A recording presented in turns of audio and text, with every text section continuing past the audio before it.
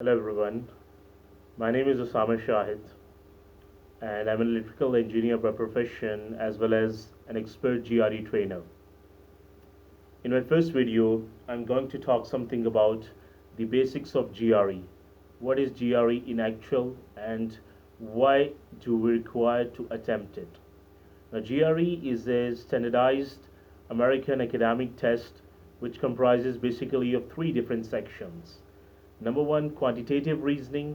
Number two, verbal reasoning. Number three, analytical writing section. GRE, as in usual, it stands for Graduate Record Examination, and this is a prime gateway to earn scholarship in the United States of America and Canada. Most of the schools of USA, they require the students to take this test before giving them admission. Now, GRE is very important. As I told you, GRE has three different sections. Each section has different number of questions and different time is allocated for each section. GRE, in turn, is not as difficult as people may anticipate it.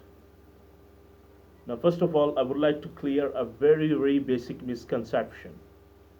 Whenever I start training a new student, I get this query most of the times that how much time is generally required for the GRE preparation.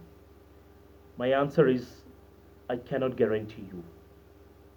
I cannot guarantee you the time you may require to completely grasp all of the concepts related to GRE. Let me tell you why. GRE is quite a difficult test in terms of concepts and the language of English that it uses.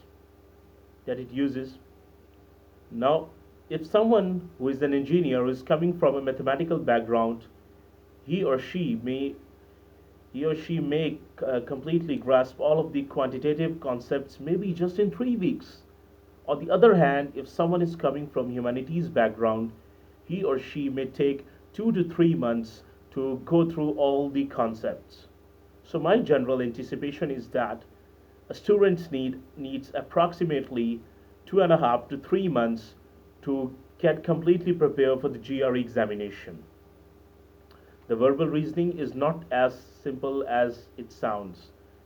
It talks basically not about the English that we have learnt by heart. It talks about basically the English that we know how to communicate, the contextual vocabulary, the scientific reasoning questions.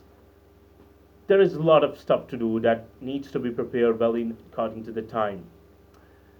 The next thing, the GRE is a computer adaptive test.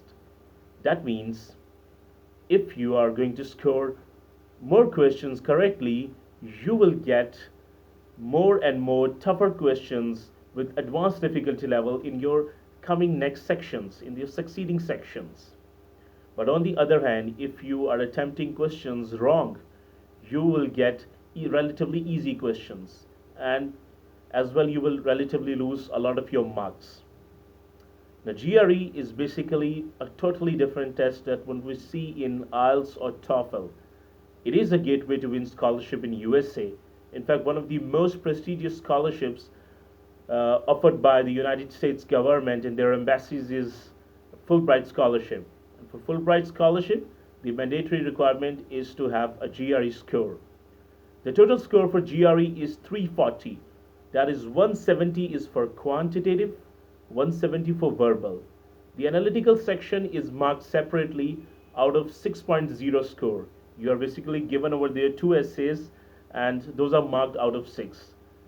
Your minimum score is 130 in each section. That means if you score all questions correctly, you will get 170, and if you score all questions wrong, you will get 130.